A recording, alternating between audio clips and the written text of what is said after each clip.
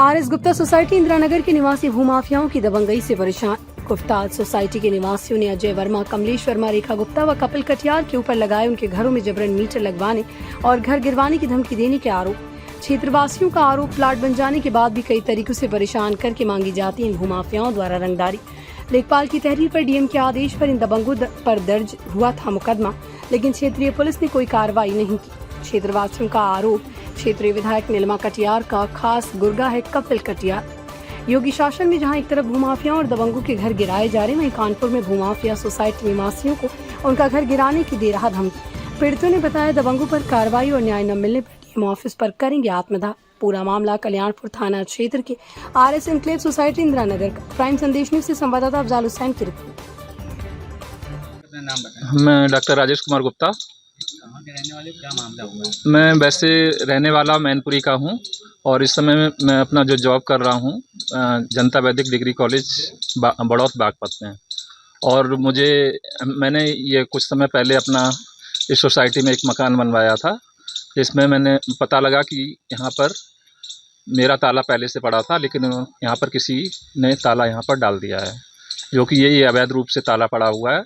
और इसी के लिए मैं यहाँ पर आया भी हूँ और इस ताले को हम चाहते हैं कि ये ताला तोड़वाया जाए और मेरा पुलिस द्वारा तोड़वाया जाए और मुझे इसका बाकायदा उसका वो मिले, हक मिले। और मेरा नाम अभय वाजपेयी है। अभय वाजपेयी जी, कहाँ रहते हैं और क्या मामला हुआ था? मैं इंदिरानगर गुप्ता सोसाइटी का ही निवासी हूँ और मेरा एक ट्रैवल एजेंसी का कारोबार है और मैं वही कार्य करता हूँ।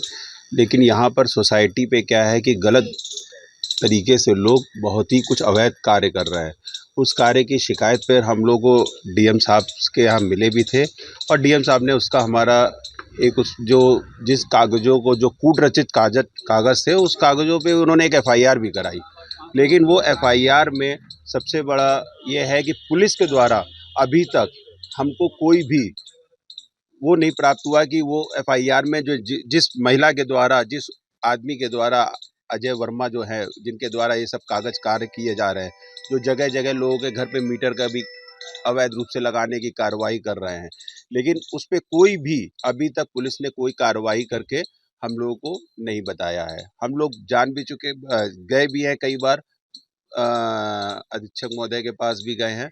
उन्होंने बस यही कहा है कि देखते हैं, करते हैं, लेकिन अभी तक हमको कोई भी उसमें अनुतोष नहीं प्राप्त हुआ कि हम लोगों को कोई भी चीज़ हो। और हमको रात में भी हो रहा है क्या कि हम लोग सोसाइटी वाले इतने भय में रहते हैं कि कब कोई पता चला यहाँ से कोई ट्रैक्टर भी जा रहा है तो हम सोचते हैं कोई बुलडोजर लेकर के आ रहा है क्या। हमने उसके खिलाफ सिविल न्यायालय में वाद भी डाल रखा है, उसमें वो लोग हाजिर भी नहीं होते हैं और हमको अपनी रसूखदार ताकतों से हमको गिराने की कोशिश, मकान को गिराने की धमकी, ये सब मिला करती है। अब इसमें सत्ता पक्ष के ही लोग होंगे जब पुलिस नहीं कर रही है। सब लोग का तो मोहल्ले में हम लोग के घर की रैकी करी जाती है, घर के सामने कैमरे लग रहे हैं।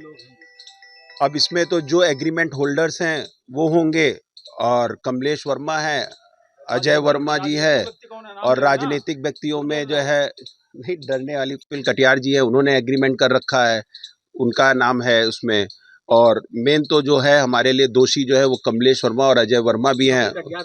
कपिल कटियार यहाँ इस क्षेत्र का एक शक्तिशाली और भूमाफिया टाइप का व्यक्ति है। तो हम यही चाहते हैं कि सरकार से कि हम लोगों ने सभी लोगों ने यहाँ पे ज़्यादातर, ये इंदिरानगर इलाका है, यहाँ पे ज़्यादातर टीचर्स और उन्होंने अपनी आखिरी में रिटायरमेंट की पूंजी से एक घर बनाया है। उनके घरों की सुरक्षा रही जाए, उनसे वसूली ना करी जाए।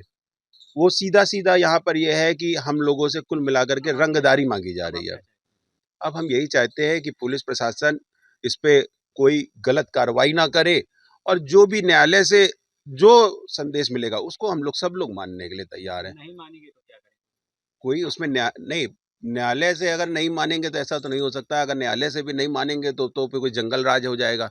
फिर क्यों होगा? योगी जी का राज है, योगी जी के राज में हम लोग को उम्मीद है कि कोई भी जंगल राज नहीं होगा। जैसा कि हमने पूर्व में भी उनके डिसीजन देखे हैं अपने मुख्यमंत्री के, कि चाहे कोई सत्ताधारी हो चाहे बगैर सत्ताधारी हो, उन्होंने जमीन के अवैध कब्जेदारों को हमेशा भगाया है और उनका साथ दिया है।